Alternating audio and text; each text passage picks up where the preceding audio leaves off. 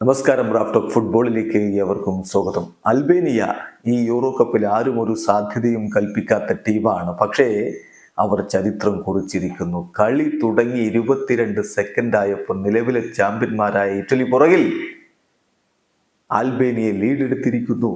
അതെ, 22 സെക്കൻഡിലാണ് അവർ ലീഡ് എടുക്കുന്നത് എന്ന് പറയുമ്പോൾ അതൊരു ചരിത്രമാണ്. യൂറോ കപ്പിന്റെ ചരിത്രത്തിൽ ഏറ്റവും ഫാസ്റ്റസ്റ്റ് ഗോളാണ് അവിടെ പിറന്നത്. നദീം ബജ്റമി അവരെ മുന്നിലെത്തിച്ചു. പക്ഷെ പിന്നീട് ഇറ്റലി, നിലവിലെ ചാമ്പ്യന്മാരായ ഇറ്റലി അത് തിരിച്ചടിച്ചു.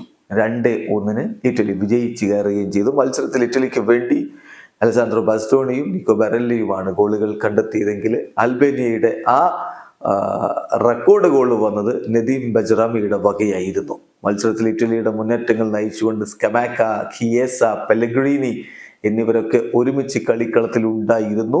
മഴോഹയെ മുന്നിൽ നിർത്തിക്കൊണ്ടാണ് അൽബേനിയ കളിക്കാൻ ഇറങ്ങിയത്. കളിയുടെ 1-ാമത്തെ മിനിറ്റിൽ 22 സെക്കൻഡ് ആകുമ്പോൾ തന്നെ നദീം ബജ്റമി പന്ത് അൽബേനിയക്ക് വേണ്ടി ഇറ്റലിയുടെ വലയിലേക്ക് എത്തിക്കുന്നു. അൽബേനിയക്ക് ലീഡ്.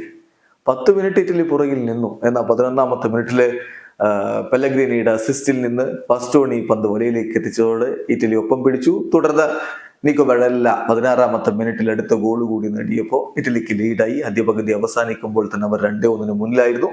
രണ്ടാം പകുതിയിൽ പിന്നീട് ഗോളുകൾ പിറക്കാതെ വന്നതോടെ ഇറ്റലി 2-1 വിജയിച്ചു കയറി. വീഡിയോ അവസാനിക്കുന്ന ഫുട്ബോൾ ലോകത്തെ കൂടുതൽ വിശേഷങ്ങളുമായി റാഫ്റ്റ് ഓഫ് ഫുട്ബോൾ എത്താം.